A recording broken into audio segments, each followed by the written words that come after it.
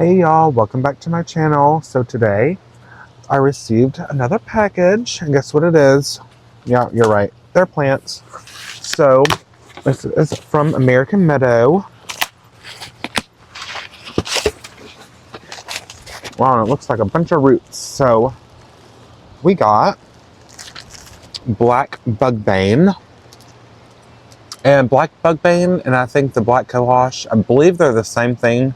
The only difference between this one and this one is this one has the black foliage, and this is a bag of, I guess it just has one in it. But I think I ordered 3. Yeah. As we all know, I like odd numbers in the garden.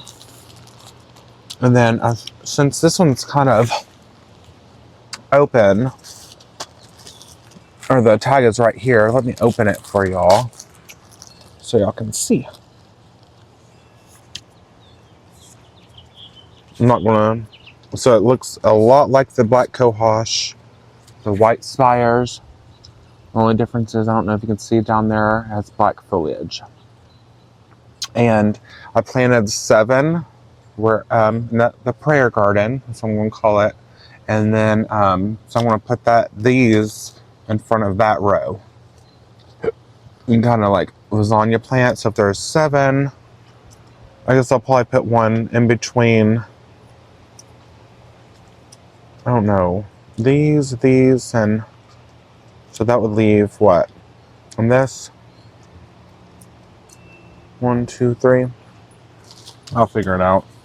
And then I have a bag of,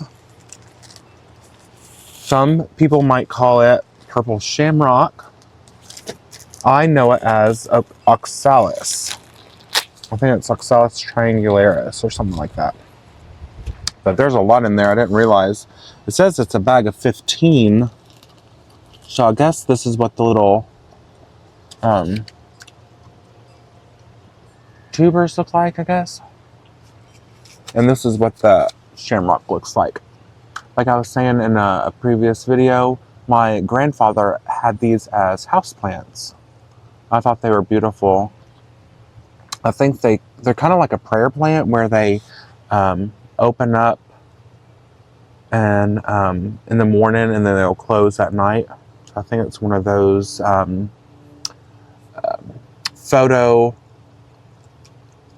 sensitive to the light, phototropic or something like that. But I don't know. But yeah, Oxalis triangularis. They get 4 to 6 inches tall, and they bloom early summer until frost. So this will be good summer, late summer, fall interest. I'm excited about that.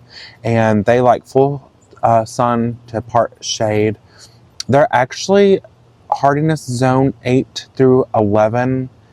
They naturalize here because I'm going to show you here in a little bit that there's some that's coming up in a couple of different locations in my front flower bed. So they might be zone, I mean, I'm 7B, so I guess if you kind of treat them like a tropical or winter tender, I mean, they're going to be in the ground, and kind of like if you cover a calla or a elephant ear up with mulch, they'll come back. So that's going to be fun. Today I'm going to plant those. That's definitely on the agenda. And then in my last video, I did all my most of my seedlings. Today we're going to do all my seedlings. We're going to get them all in the ground, and that way we can continue planting because there's a lot more to plant. So don't forget to like, comment, subscribe. Spring and summer are going to look, or spring is looking terrific. I know summer is going to look terrific. So I have a lot in store for you. Okay, let's go show them. So I just want to give you a reminder, this is the little prayer garden. It's like on the right corner of my deck. And so this is like a little bench, and this is where we had all of the Black Cohosh.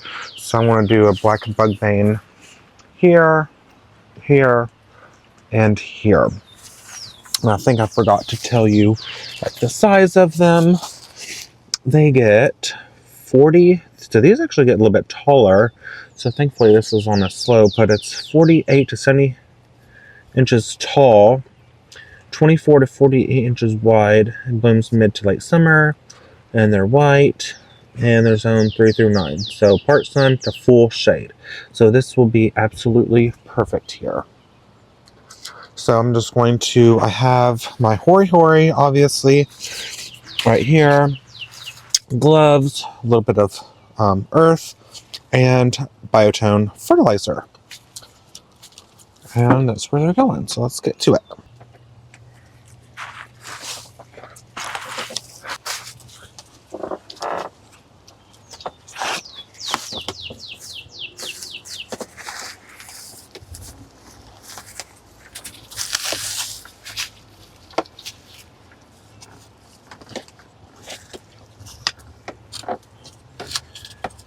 Does it say how deep they go? 1 inch deep, so not very far.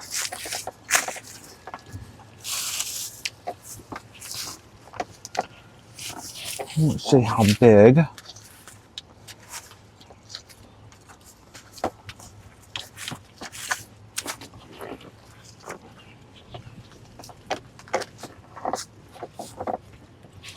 All right, let's see how big these are.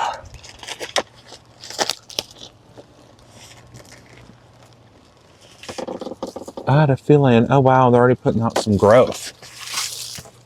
Okay, they're pretty big. You can see the little growth on there. So obviously I'm going to put that facing up. So he's already reaching, I would say for the sun, but I think they like full sun.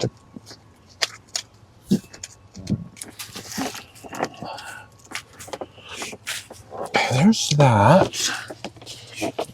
Put some of my stuff. It's a little bit nicer, I think, than this soil.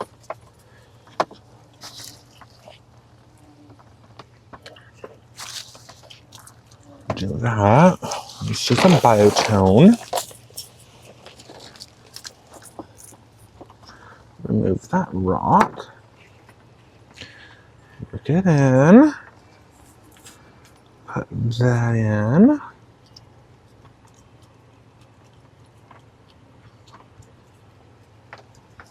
I want to cover it with some more of this. I'm going to do natural soil.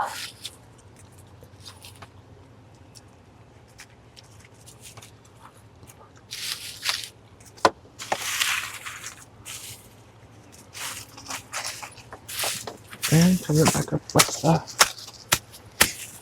hay. So I'm going to just do this on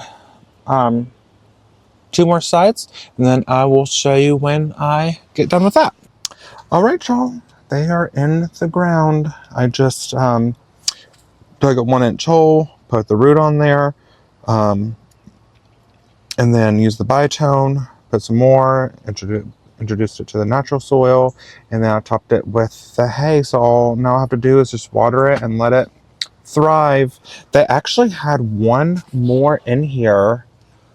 So 4 or 2 came in 1 bag of 1. So that was a cool little treat. So I'm actually going to put it on this fence side right here, and see if it will grow there, and that way it will kind of be like a, oh, what's on the other side, maybe, because the spires should be as tall, or if not taller, than the fence. So and I didn't want to reconstruct my area because I already had them kind of evenly spaced. So I have 3 here and then 7 back here, and those should kind of all grow into each other. So next will be the oxalis. Okay, y'all, I got freaking distracted. Of course, who does that? I have a squirrel brain, I guess. ADD brain. Or is it ADHD? I don't know, whatever. So I was planting the black bugbane back here. I'll show you where I put it. So I decided I was going to put it in this little area, you know, this little pocket, because that's where the prayer garden is, right there. So you kind of get an idea of what everything is. So I put it back here. I thought, since it's white, There's a big pocket right there. It'll fill in that area and grow kind of big and pretty. The Pieris is white. But what I got distracted with, as you can see, there's these hostas that I had to pull up. Well, they were kind of intertwined and with the heuchera that I just planted. So that's why there's a little bit like of pockets right here. But I decided to, most of them, I think it was these and this one that were grown into the heuchera. So I decided to go ahead and move those while I was over here, and I trimmed on some heuchera that didn't look so hot. They weren't the new ones, and then this one was there. It was kind of growing in the heuchera. I moved a hosta from over there, kind of just split it up, propagated it, and then that was our hellebore. So it was just, the hosta was just a little bit too big there. So I'll plant something else. But let me show you, the two will still be, they're coming. So kind of fill in that little pocket. That hellebore will eventually get big. And then I have, so those other two gardenias, I still haven't lost hope. This is the best looking one. I just decided to move that one in the middle, and I'm going to try to baby the other ones in a nursery. I put them in nursery pots because they are putting a little green growth, and the roots look good, and I scratched the bark. They're still green, still look fantastic. So I'm actually going to move some loropetalum from the back, not today, but in an upcoming video. I'm going to put two loropetalum right here, and then that way we'll have a beautiful white, dark green foliage gardenia and some beautiful Chinese French filler or loropetalum there, and that will be done. And in the process, I was, as you can see, the difference between over there and a little bit over there, I'm trying to now take out all of the clover. But this heuchera, the rainbow heuchera, is looking so good. I still need to pull up some heuchera, and then eventually, once I get some a little bit more planting done, obviously, I will top dress it with mulch, and this will be done. So that's a little secret. Okay, I had another little bit of a detour. This is a crazy video. But look what I have. They just came, they just got delivered. So that's why I had a bit. There are 2 candy corn spirea in each box. So there's 3. That will be in another video. Right now I'm just going to go walk around the garden and see where I can find some cute vignettes for the oxalis. And they actually go 2 to 3 inches deep. So I think that's why they're a little bit more, they can withstand the cold here, because it says it's 8 through 11, but like I said, I'll have to show you. Let me show you that first, and then we'll walk around the garden. All right, there's another surprise for y'all. Okay, so see right here, this is what inspired me to buy them. And that's what they look like. Aren't they cool? And they just came back by themselves. And I think there's some more over here. Let me see if I can find it. I was trying to look for it the other day, couldn't find it. It's somewhere in this variety, I think.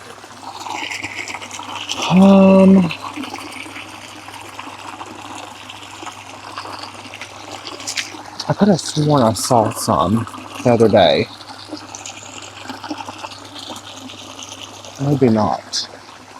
I'm not sure. I could have sworn, but we did have some oxalis around here last year. I don't know if the geranium might be covering them up, but aren't they very beautiful? And remember the Asiatic lilies we planted? They're about to start flowering. I'm so excited. That's another treat for us. So, okay, let's get some oxalis in the ground.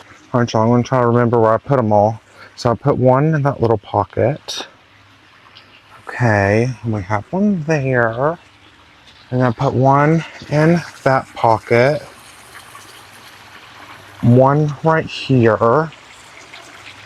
I put one here, one there, and all those corners. I think that's all there. And then I put one slightly behind that rock in that little area. So that should be about 7, I think probably 8 or 8. So I should have, and then we'll go to the back and look at that. All right, y'all. I'm gonna try to remember this one too. I have one in this pocket, one there, one around the crocasmia. Let's see. I did one down here by the rose. I can show you the stingworm over there, which I'm going to be removing. I put one there, one by our clematis there, one right here in this little pocket by the sage, lamb's ear, and lemon balm. And then lastly, I think this is the last one right there. So I can't wait for them to pop up. All right, next is the seedlings, which I didn't get done the other day. So I'm going to kind of do the same thing. I'm going to do little vignettes like this little triangle. I'm going to do plant 3 there, some grasses, and just whatever needs final finishing because they're grasses. So that's kind of what they're made to do, I think. So I'm going to put some around this little area, and wherever I think that needs some filling in, I'm going to put the grasses. So I'm going to do that. Kind of rushed for time, so I'm not going to film everything, but I'll show you where when I'm done. All right, y'all. I think I ended up having 12. So it's getting dark, but I have a little pocket of 3 there, and I'm just going to mulch around that. I have 3 around the pond, right in this little area. Be super cute. The agapanthus and allium are starting to come up. Let me show you. There's some agapanthus, and there's some allium. So this bed, daffodils are done. The outlast rose is about to pop open. And then lastly, let me show you over here. Was yours 30 or 16? 32, I think. Josh's was 32. Mine was 16 because I still have a little bit of time left on mine, and they just... All right, y'all. So it is pretty much dark. I'm just now finishing up. I might have to get a flashlight out here, but this is where the grasses are. I'm going to put, I think it's either 5 or 6 of the black devil pansies with the, it's either tall phlox or it's not the cleome. Yeah, I think it's like phlox and pansies back here. I don't know what I think. This is I'm going to treat this like a container. So this might be a hodgepodge or whatever, but I will show you in the next video the status update, and be looking out toward the spirea and some more treats. But thank you so much for joining me today, and I'll catch you on the next one. Bye, y'all.